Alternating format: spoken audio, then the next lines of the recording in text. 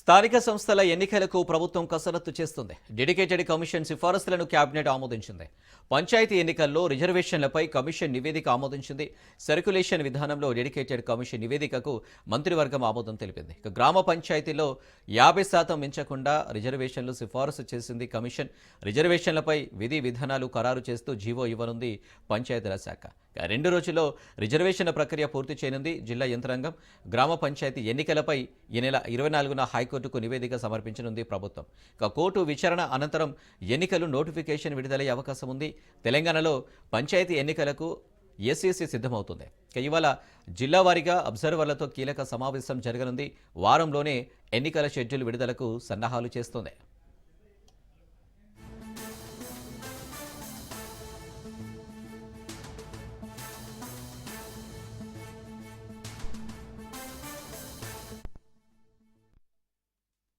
స్థానిక సంస్థల ఎన్నికలకు ప్రభుత్వం కసరత్తు చేస్తుంది. డెడికేటెడ్ కమిషన్ సిఫారసులను కేబినెట్ ఆమోదించింది.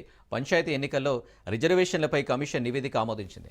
సర్క్యులేషన్ విధానంలో డెడికేటెడ్ కమిషన్ నివేదికకు మంత్రివర్గం ఆమోదం తెలిపింది. గ్రామ పంచాయతీల్లో 50% మించకుండా రిజర్వేషన్లు సిఫారసు చేసింది కమిషన్. రిజర్వేషన్లపై విధి విధానాలు ఖరారు చేస్తూ జీవో ఇవ్వనుంది పంచాయతీరాజ్ శాఖ. 2 రోజుల్లో రిజర్వేషన్ల ప్రక్రియ పూర్తి చేయనుంది జిల్లా యంత్రాంగం. గ్రామ పంచాయతీ ఎన్నికలపై ఈ నెల 24న హైకోర్టుకు నివేదిక సమర్పించనుంది. ప్రభుత్వం కోర్టు విచారణ అనంతరం ఎన్నికలు నోటిఫికేషన్ విడుదలయ్యే అవకాశం కనిపిస్తుంది. తెలంగాణలో పంచాయతీ ఎన్నికలకు ఎస్ఈసీ సిద్ధమవుతుంది. ఇవాళ జిల్లా వారీగా అబ్జర్వర్లతో కీలక సమావేశం జరగనుంది. వారంలోనే ఎన్నికల షెడ్యూల్ విడుదలకు సన్నాహాలు చేస్తుంది.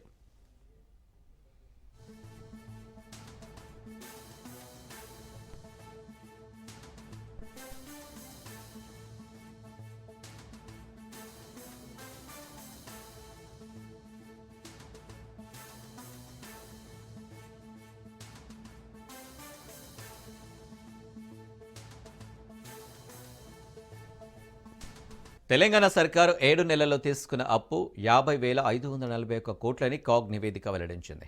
రేవంత్ రెడ్డి ముఖ్యమంత్రిగా పాలన పగ్గాలు చేపట్టి 2 ఏళ్లైనా రాష్ట్ర ఆదాయ వనరులు పెరగడం లేదు. బడ్జెట్ ప్రతిపాదనలకు అనుగుణంగా రాష్ట్ర ఖజానాకు నిధులు రావడం లేదు.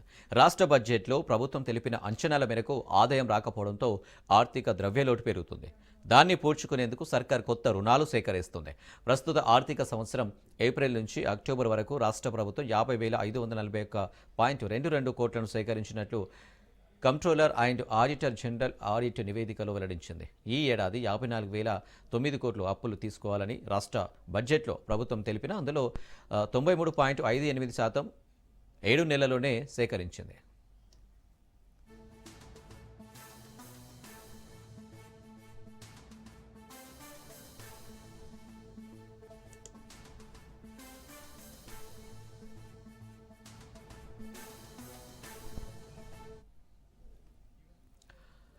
తెలంగాణ సర్కార్ 7 నెలల్లో తీసుకున్న అప్పు 50,541 కోట్లని కాగ్ నివేదిక వెల్లడించింది.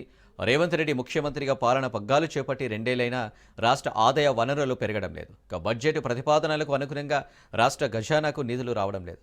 రాష్ట్ర బడ్జెట్లో ప్రభుత్వం తెలిపిన అంచనాల మేరకు ఆదాయం రాకపోవడంతో ఆర్థిక ద్రవ్యలోటు పెరుగుతుంది. దాన్ని పూడ్చుకునేందుకు సర్కార్ కొత్త రుణాలు సేకరిస్తుంది. ప్రస్తుత ఆర్థిక సంవత్సరం ఏప్రిల్ నుంచి అక్టోబర్ వరకు రాష్ట్ర ప్రభుత్వం 50,541.22 కోట్లను సేకరించినట్లు controller and auditor general audit నివేదికలో వెల్లడించింది. ఈ ఏడాది 54,009 కోట్ల అప్పులు తీసుకోవాలని రాష్ట్ర బడ్జెట్లో ప్రభుత్వం తెలిపినా అందులో 93.58% 7 నెలల్లోనే సేకరించింది.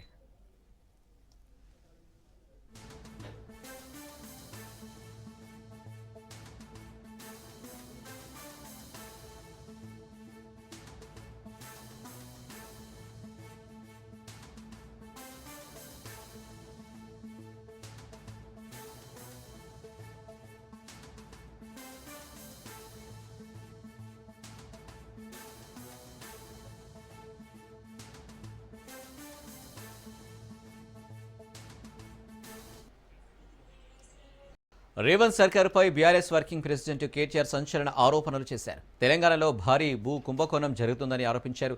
5 లక్షల కోట్ల విలువ చేసే భూమిని కొల్లగొట్టేందుకు సీఎం రేవంత్ ముఠా ప్రయత్నిస్తుందని సంచలన వ్యాఖ్యలు చేశారు. అలాగే ఫార్ములా కార్ రేస్ కేసులో తాను ఏ తప్పు చేయలేదన్నారు. లై డిటెక్టర్ టెస్ట్ కన్నా సిద్ధమన్నారు. చట్టం తన పని తాను చేసుకుంటుందన్నారు. తనను అరెస్టు చేసే ధైర్యం రేవంత్ రెడ్డి చేయడన్నారు కేటీఆర్. పెద్ద భూ కుంభకోణం అంటే ఇవాళ రేవంత్ రెడ్డి ప్రభుత్వం తెరలేపింది సామాన్యమైన భూ కుంభకోణం కాదు. ఒకటి కాదు, రెండు కాదు. హైదరాబాద్ లో చాలా పెద్ద ఎత్తున మన దగ్గర పారిశ్రామిక వాడలు ఉన్నాయి. ఉదాహరణకి హైదరాబాద్ నడిబొడ్డున అజామాబాద్ ఇండస్ట్రియల్ ఏరియా ఉంటుంది. పక్కనే బాలానగర్, కూకట్పల్లి, జీడిమెట్ల, నాచారం, మల్లాపూర్, ఇంకా చాలా ఉన్నాయి. చుట్టూ పారిశ్రామిక వాడలు హైదరాబాద్ లో ఓఆర్ఆర్ లోపల బోలెడు ఉన్నాయి. ఎక్కడ కూడా ఇవాళ మార్కెట్ లో మీరు చూసినట్టయితే అక్కడ ఎకరం 40-50 కోట్లకు తక్కువ ఎక్కడ ఉండదు. గజాల లెక్కనే ఉంది, ఎకరం లెక్క కూడా లేదు. గజాల చొప్పున 2 లక్షలు, 1,00,000-1,50,000 గజానికి ఈ స్థాయిలోనే ఉంటుంది. ఇవాళ అట్లాంటి భూముల్లో రేవంత్ రెడ్డి ప్రభుత్వం తెరలేపిన కుంభకోణం ఎంత పెద్దది అంటే దాదాపు 9,200 పైచిలుకు ఎకరాలు, దాదాపు 9,300 ఎకరాల భూమి హైదరాబాద్ లో. అంటే మీరు సగటున 40 కోట్లు వేసుకున్న ఎకరానికి దగ్గర 4 లక్షల కోట్లు, దగ్గర అంటే 3.5 లక్షల కోట్ల నుంచి 4 లక్షల కోట్ల మధ్యన మార్కెట్ వాల్యూ ప్రకారం. లేదు 50 కోట్లు వేసుకున్నారనుకో సగటున దగ్గర 5 లక్షల కోట్ల విలువ చేసే ఆస్తిని, అందులో మరి ఇవాళ ఆయన అనుయాయులకు, ఆయన వందిమాగదులకు, ఆయన బామ్మర్దులకు, ఆయన తమ్ముళ్లకు, ఆయన చుట్టూ ఉండే బ్రోకర్లకు ఇవాళ ఒప్పందాలు కుదిరించి ఒక అతిపెద్ద భూ కుంభకోణానికి రేవంత్ రెడ్డి ప్రభుత్వం మొన్న జరిగిన కేబినెట్ సమావేశంలో తెరలేపింది. ఇది నేనేదో ఊరికే ఆషామాషిగా ఆరోపణలు చేయట్లేదు.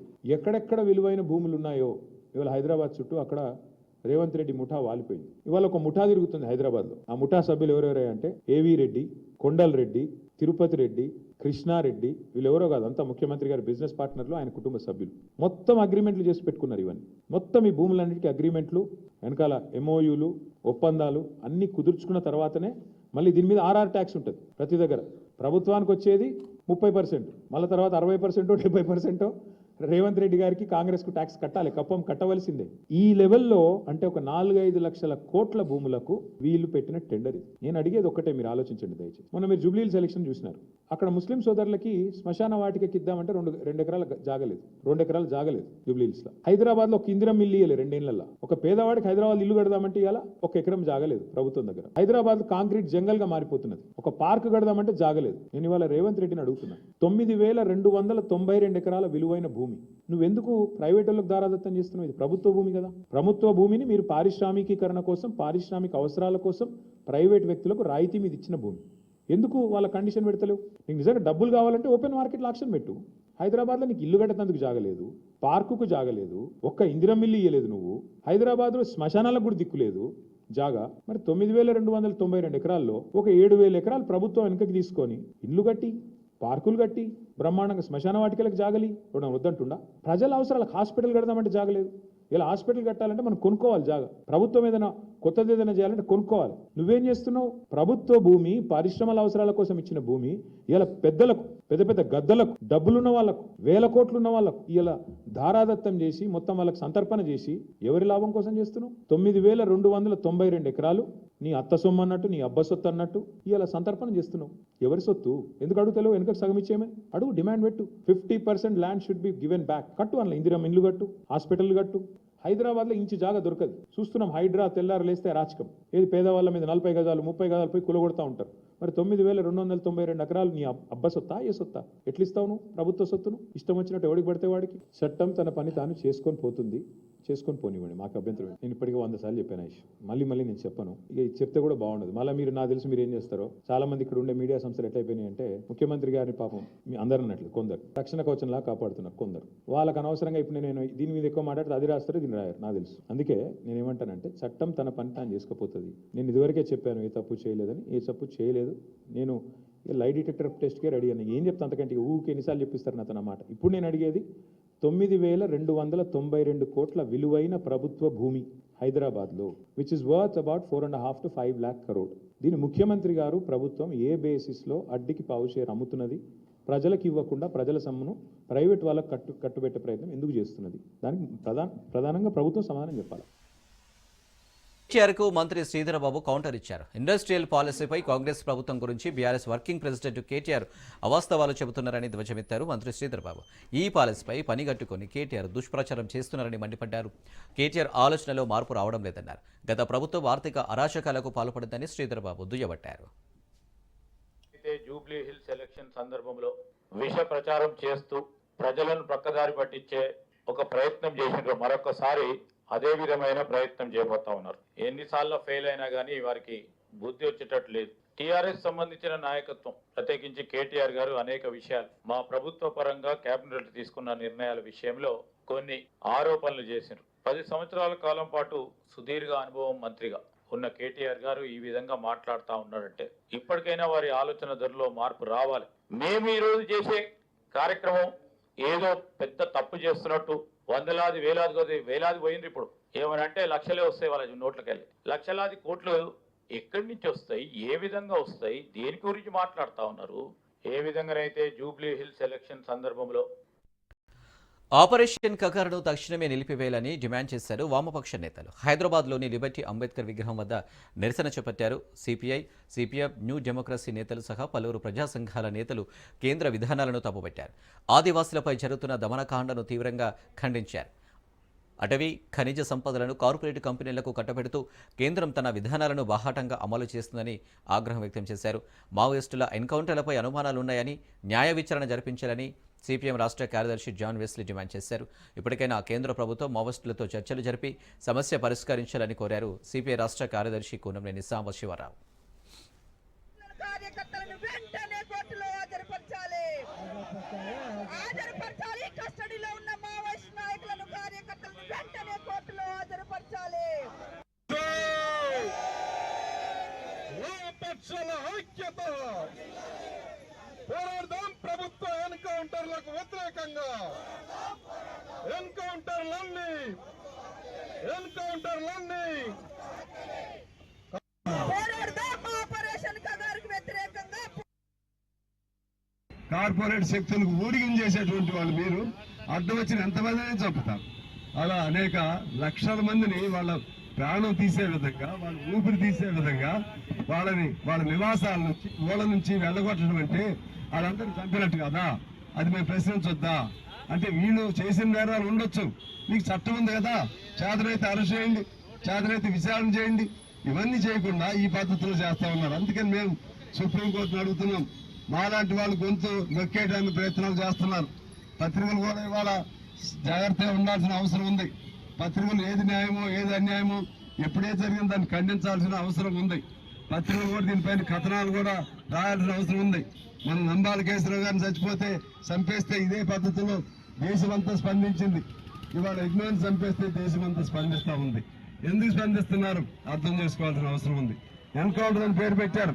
ఆయన బొమ్మ చూస్తే, నిన్న ఇక్బా గారి బొమ్మ కానీ అంతకుముందు నంబాల కేసురావు గారి ఆయన ఫోటో కానీ చూస్తే, పేపర్లో వేసిన ఫోటోలు చూస్తే అది ఎన్కౌంటర్ కాదని ఏకపక్షంగా వాళ్ళని చిత్రహింసలు చేసి వాళ్ళ ముఖమంతా కూడా మన తుపాకీ మడవలతో కొట్టి చంపినట్లుగా కనపడుతుంది స్పష్టంగా. ఎన్కౌంటర్ చేస్తే ఎక్కడో తగలాలి బుల్లెట్, ఒకవేళ ముఖాన్ని తగిలినా కూడా అంత మేరకు ఉండాలి. మొత్తం ముఖమంతా కూడా చిత్రమైపోయి ఉంది. ఇంత అరాచకం చేస్తుంటే వాళ్ళని ఆ పద్ధతులు ప్రశ్నించే వాళ్ళందరూ కూడా దుర్మార్గులుగా, దేశద్రోహులుగా ప్రశ్నించే వాళ్ళందరూ దేశద్రోహులేనా మీ దృష్టిలో? బీసీ యువతపై చంద్రబాబు ప్రభుత్వం పంజా విసురుతుంది. టీడీపీ ప్రభుత్వం ఏపీలో రెడ్ బుక్ రాజ్యాంగాన్ని అమలు చేస్తుంది. ప్రశ్నిస్తే అక్రమ కేసులతో అణగదొక్కేందుకు యత్నిస్తుంది. బీసీల సమస్యలపై సోషల్ మీడియాలో పోస్టులు పెట్టడాన్ని సూరిబాబు అనే యువకుడిని పోలీసులు అరెస్టు చేసి వేధిస్తున్నారు. సూరిబాబు అరెస్టుపై కుటుంబ సభ్యులకు కూడా సమిశ్రాగూడెం పోలీసులు సమాచారం ఇవ్వలేదు. నేను ఎందుకంటానంటే నేను కేసు నిన్న తీసుకురాకపోవడానికి అనుమానించి అందుకే తీసుకురాలేదు. అల్లిపోడండి ప్రెస్ కార్ వచ్చింది. ప్రెస్ కార్ ఏంటి? ఇది పోలీస్ కార్ కూడా కాదు కదండి. స్టేట్మెంట్ తీసుకుంటున్నారు. స్టేట్మెంట్ వరకు వెళ్తుంది కదండి. ఓకే, హలో, నమస్తే చెప్పండి.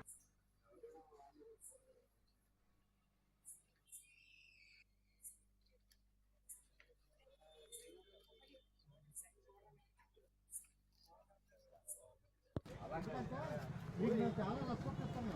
మాకు అలా రెస్పెక్ట్ ఎవరు?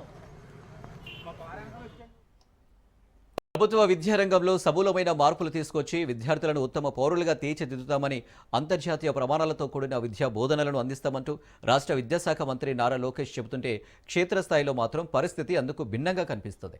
తిరుపతి నగరం నడిబొడ్డున ఉన్న బాలాజీ కాలనీలోని మున్సిపల్ కార్పొరేషన్ హైస్కూల్లో కొన్నేళ్లుగా తరగతి గదుల నుంచి ఊటా నీరు, ధారలాగా బయటకు వస్తుండడంతో విద్యార్థులు తీవ్ర ఇబ్బందులు పడుతున్నారు. ఇక దీనిపై రాజ్ న్యూస్ ప్రతినిధులు అక్కడికి వెళ్లి పరిశీలించే ప్రయత్నం చేయడంతో విద్యాశాఖ అధికారులు, కార్పొరేషన్ ఇంజనీరింగ్ అధికారులు పాఠశాలకు చేరుకొని యుద్ధ ప్రాతిపదికన మరమ్మతులు చేపట్టారు. దీనిపై మరింత సమాచారాన్ని మా ప్రతినిధి నారాయణ అందిస్తారు.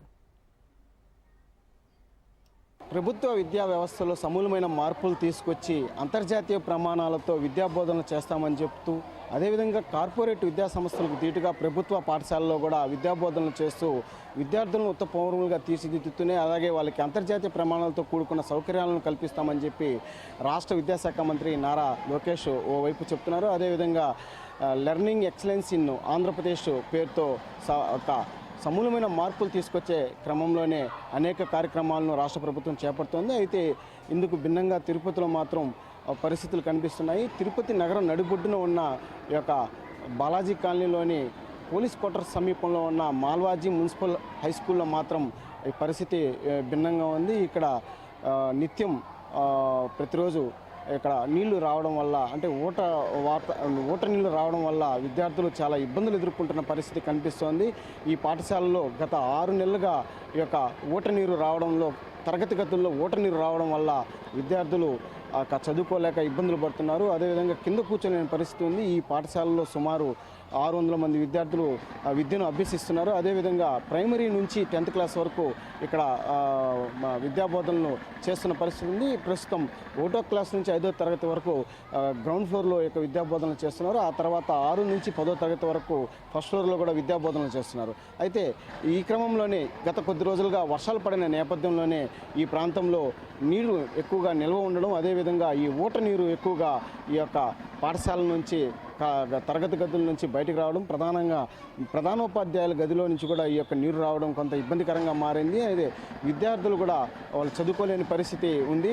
ఈ యొక్క నీరు నిరంతరం వస్తుండడం కారణంగా విద్యార్థులకు కూడా ఆ యొక్క పాచిపట్టిలో లేకపోతే ఇతర కారణాల వల్ల కూడా వారికి జ్వరాలు వచ్చే పరిస్థితి కూడా ఉన్నట్లు కూడా తెలుస్తుంది. పూర్తిగా దీనిపైన కూడా గతంలో కూడా మున్సిపల్ అధికారులకు కూడా ఈ విషయాన్ని చెప్పడం జరిగింది. అయితే వారు సరైన సమయంలో స్పందించకపోవడంతో గత కొన్ని నెలలుగా ఈ సమస్య దీర్ఘకాలంగా ఉన్నట్లు కూడా తెలుస్తుంది. ప్రస్తుతం మనతో పాటు ఈ యొక్క మున్సిపల్ అధికారులతో పాటు విద్యాశాఖ అధికారులు కూడా మనతో ఉన్నారు. వారిని అడిగి మరిన్ని విషయాలు తెలుసుకున్నాం. విద్యాశాఖ మంత్రి లోకేష్ కూడా సమూలమైన మార్పులు తీసుకొస్తున్నారు. ఈ క్రమంలోనే అంటే ఇట్లాంటివి చిన్న చిన్న లోటుపాట్లు ఉండడం, దీన్ని ఎలా చూడాలి? గత కొద్ది రోజులుగా ఈ సమస్య ఉందని చెప్పి కూడా విద్యార్థులు చెప్తున్నారు, అలాగే ఉపాధ్యాయులు చెప్తున్నారు. అంటే ఎందుకు ఇంత ఆలస్యం అవడానికి కారణం పనులు మరమ్మతులు చేయడానికి? నమస్కారం అండి. ఇప్పుడు తిరుపతి అర్బన్ మండలంలో ఉండేటువంటి అన్ని పాఠశాలల కల్లా మాలవ్యాజ హై స్కూలు చాలా ఉన్నత ప్రమాణాలతో కూడినటువంటి పాఠశాల, చాలా మంచి డీసెంట్గా ఉండేటువంటి పాఠశాల. అన్ని ప్రమాణాలు చక్కగా ఉన్నాయి. ఉపాధ్యాయులంతా కూడా నియామకం జరిగింది. సో అన్ని తరగతి గదులు మోడల్ స్కూల్స్ కూడా దీన్ని తయారు చేయడం జరిగింది. ఇది గత 4-5 ఏళ్ళుగా ఈ పాఠశాలలో ఈ సమస్య ఏర్పడుతూ ఉంది. ఆ వెనక పక్కన ఒక గుంట ఉండింది. ఆ గుంటను పూర్తి చేయడం వల్ల అక్కడ ఉండే నీరంతా కూడా ఇది కిందనే అండర్ గ్రౌండ్లోకి వెళ్ళి ఆ పాఠశాల యొక్క కింది అడుగు భాగం నుంచి చిన్న వెంట్రుక వాసి రంధ్రాల రూపంలో ఆ నీళ్ళన్నీ కూడా కిందికి వచ్చి అవి ఆ తరగతి గదులంతా కూడా ధారాళంగా ప్రవహించి ఊట నీరులాగా ప్రవహిస్తున్నాయి. దీనికి చాలా గత సంవత్సరంలో కూడా ఏర్పాటు చేసినాం. అది ఒక 5-10 రోజులు ఆ విధంగా ఊట నీరు ప్రవహిస్తుంది, తగ్గిపోతుంది. కానీ ఈ సంవత్సరం మీ కథనాల ప్రకారము, ప్రెస్ క్లిప్పింగ్స్ ప్రకారము డిఓ గారి ఆదేశాల మేరకు, కమిషనర్ గారి ఆదేశాల మేరకు వెంటనే ఈ పాఠశాలకు వచ్చి ఆ డ్రైనేజ్ సిస్టమ్ డ్రైనేజ్ సిస్టమ్ ఉంది. ఆ డ్రైనేజ్ సిస్టంలో బ్లాక్ అయితే వెంటనే కమిషనర్ గారు ఆదేశం ప్రకారం డిఈ గారు, ఈఈ గారు అందరూ వచ్చారు. సో దీనికి సపరేట్ పైప్ లైన్ ఏర్పాటు చేస్తున్నారు. సో ఎటువంటి పరిస్థితుల్లో డ్రైనేజ్ ఇంకా బ్లాక్ కాకుండా కంటిన్యూగా ఫ్లో అయ్యే విధంగా ఏర్పాటు చేస్తున్నారు. అదేవిధంగా తరగతి గదుల్లో చిన్న మార్పులు చేసి అక్కడ చిన్న నీళ్ళ ప్రవాహాన్ని ఒక చన్నటి కాలువ రూపంలో తీసుకొచ్చి మొత్తం అంతా కూడా బయట డైవర్ట్ చేస్తే తరగతి గదులంతా కూడా చక్కగా తడి లేకుండా ఉండేదానికి ఏర్పాటు చేస్తున్నారు. ఒక 2-3 రోజుల్లో ఇవన్నీ మొత్తం నీటి ప్రవాహం కూడా ఆగిపోతుంది. తరగతి గదులు చక్కగా నిర్వహించుకోవడానికి అవకాశం ఉంది. కొద్ది రోజులుగా అంటే కొద్ది సంవత్సరాలుగా ఈ సమస్య ఉంది ఇక్కడ. అయితే అధికారులు స్పందించలేదని చెప్పి ఆరోపణలు వినిపిస్తున్నాయి. అంటే దీనిపైన మీరేం చెప్తారు? ఈ లాస్ట్ మంత్ మన హెడ్ మాస్టర్ గారు వచ్చేసి కమిషనర్ గారికి రిప్రజెంటేషన్ ఇస్తారు. ఇస్తేనే మేడం గారు 10 lakhs శాంక్షన్ చేసి వర్క్ కూడా స్టార్ట్ చేస్తున్నారు. ఆల్రెడీ వర్క్ కూడా 50% అయిపోయింది. ఈ 50% కంప్లీట్ అయిపోతూనే ఈ సమస్య తీరిపోతుంది. కలెక్టర్ కూడా స్పందించడం జరిగింది. దీనికి సంబంధించి కొంత నిధులు కూడా విడుదల చేసి ఆ యొక్క వెంటనే ఆ యొక్క పనులు కూడా వేగవంతం చేయాలని చెప్పి కూడా సంబంధిత అధికారులకు ఆదేశించినట్లు తెలుస్తుంది. పూర్తిగా అంటే గతంలో ఉన్న సమస్యను పలుమార్లు చెప్పినప్పటికీ కొంత ఆలస్యమైనప్పటికీ ఈ ప్రస్తుతం ఉన్న కలెక్టర్ అదేవిధంగా కమిషనర్ కూడా ఈ సమస్య పైన స్పందించడం పట్ల అటు విద్యార్థులు అదేవిధంగా ఉపాధ్యాయులు కూడా కొంత హర్షం వ్యక్తం చేస్తున్న పరిస్థితి కనిపిస్తుంది. కెమెరామెన్ రమణతో నారాయణరావు. తిరుపతి జిల్లా తిరుచానూరు శ్రీ పద్మావతి అమ్మవారి కార్తీక బ్రహ్మోత్సవాలను టీటీడీ అత్యంత వైభవంగా నిర్వహిస్తుంది. బ్రహ్మోత్సవాలలో 5వ రోజు అమ్మవారు గజవాహనంపై తిరువీధుల్లో ఊరేగుతూ భక్తులను అనుగ్రహించారు. తిరుమల శ్రీవారి బ్రహ్మోత్సవాల తరహాలో తిరుచానూరు శ్రీ పద్మావతి అమ్మవారి బ్రహ్మోత్సవాలను టీటీడీ నిర్వహిస్తుండడంపై మరింత సమాచారాన్ని మా ప్రతినిధి నారాయణ అందిస్తారు. తిరుచానూరు శ్రీ పద్మావతి అమ్మవారి కార్తీక బ్రహ్మోత్సవాలు అత్యంత వైభవపేతంగా తిరుమల తిరుపతి దేవస్థానం నిర్వహిస్తుంది. 9 రోజుల పాటు జరిగే ఈ బ్రహ్మోత్సవాలలో 5వ రోజు శుక్రవారం రాత్రి అమ్మవారికి ప్రీతిపాత్రమైన గజవాహనంపై అమ్మవారు తిరువీధిలో ఊరేగుతూ భక్తులకు అనుగ్రహం కల్పిస్తున్నారు. అమ్మవారి వాహన సేవకు జిల్లా కలెక్టర్ వెంకటేశ్వర్లు అదేవిధంగా ఈఓ అనిల్ కుమార్ సింగాల్, జేఈఓ వీరబ్రహ్మం, అదనపు ఈఓ వెంకయ్య చౌదరి అదేవిధంగా ఎమ్మెల్యే పులివర్తి నాని కుటుంబ సభ్యులతో కలిసి ఈ యొక్క అమ్మవారిని దర్శించుకొని మొక్కులు తీర్చుకున్నారు. అంటే 9 రోజుల పాటు జరిగే ఈ బ్రహ్మోత్సవాల్లో భక్తులకు ఎలాంటి ఇబ్బందులు కలగకుండా తిరుమల తిరుపతి దేవస్థానం ప్రత్యేక ఏర్పాట్లు చేసింది.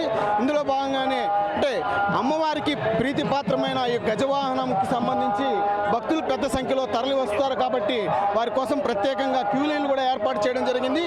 భక్తులు కూడా చుట్టుపక్కల ఉన్న భక్తులు కూడా పెద్ద సంఖ్యలో ఈ యొక్క వాహన సేవకు తరలి వచ్చి అమ్మవారిని దర్శించుకొని మొక్కులు చెల్లించుకుంటున్నారు. ప్రధానంగా మనం ప్రస్తుతం మాడవీధుల్లోనే ఉన్నాం. ఈ యొక్క మాడవీధుల్లో పెద్ద సంఖ్యలో కూడా మహిళలు హారతలు ఇవ్వడానికి సిద్ధంగా ఉన్నారు. ఎలాంటి తోపులాట్లు తొక్కులాసలు జరగకుండా ఉండే విధంగా కూడా బారికేడ్లను ఏర్పాటు చేసి బారికేడ్లలో ఈ యొక్క భక్తులను కూడా హారతలకి అనుమతిస్తున్నారు. అంటే ఈ యొక్క బ్రహ్మోత్సవాలలో అంటే 9 రోజుల పాటు జరిగే ఈ బ్రహ్మోత్సవాలలో అమ్మవారికి ప్రీతిపాత్రమైన గజవాహనానికి ఎంతో ప్రాముఖ్యత ప్రాధాన్యత ఉంది. తిరుమల శ్రీవారి బ్రహ్మోత్సవాలలో గరుడు వాహనానికి ఎంత ప్రాముఖ్యత ఉందో అదే తరహాలో కూడా తిరుచానూరు శ్రీ పద్మావతి కార్తీక అమ్మవారి బ్రహ్మోత్సవాలలో కూడా గజవాహనానికి అంతే ప్రాముఖ్యత ఉంది. అమ్మవారికి గజవాహనం అంటే ఎంతో ప్రీతిపాత్రమైంది. అంటే గజాన్ని అంటే ఏనుగుని ఐశ్వర్యంగా గాను అలాగే శౌర్యానికి ప్రతీకగా భావిస్తారు. కాబట్టి అమ్మవారు గజవాహనం పైన ఆశీనులై తిరుగు మాడవీధుల్లో ఊరేగుతున్నారు.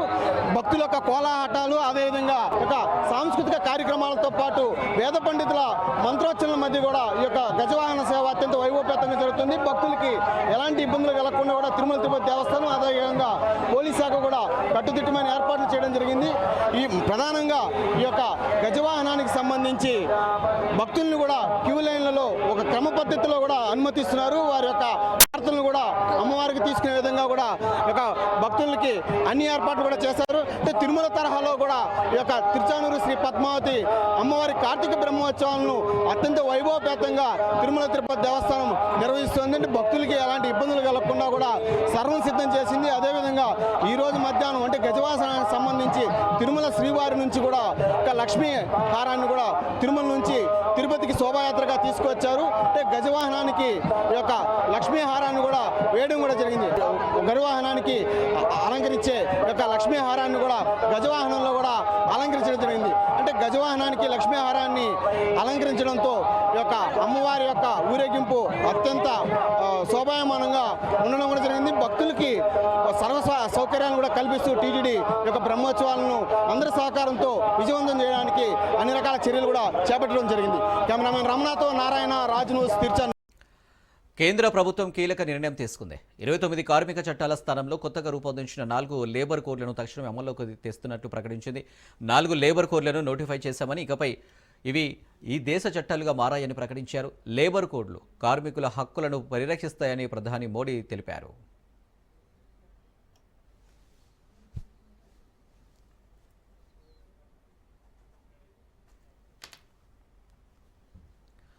శాసనసభలో ఆమోదించి పంపించిన బిల్లులకు సమ్మతి తెలిపే విషయంలో రాష్ట్రపతి గవర్నర్లకు న్యాయస్థానాలు గడువు విధించలేవన్న సుప్రీంకోర్టు తీర్పుపై తమిళనాడు సీఎం స్టాలిన్ స్పందించారు. బిల్లులపై నిర్ణయం తీసుకునేలా గవర్నర్లకు గడువు విధించే విధంగా రాజ్యాంగంలో సవరణలు తెచ్చే వరకు తమ పోరాటం ఆపబోమని వెల్లడించారు.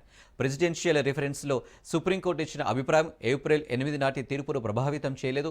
వాస్తవానికి ఎన్నికైన ప్రభుత్వం డ్రైవర్ సీట్లో ఉండాలని, రాష్ట్రంలో 2 పాలక వర్గాలు ఉండకూడదని సుప్రీం తీర్పు పునరుద్ఘాటించింది. బిల్లులను పక్కన పడేసేలా వీటో అధికారం చూపే అవకాశం గవర్నర్లకు ఉండదు. బిల్లులను నిలిపివేసే అధికారం వారికి లేదు. రాష్ట్ర హక్కులు, సమైక్యవాదం కోసం మా పోరాటం కొనసాగుతూనే ఉంటుందని స్టాలిన్ స్పష్టం చేశారు.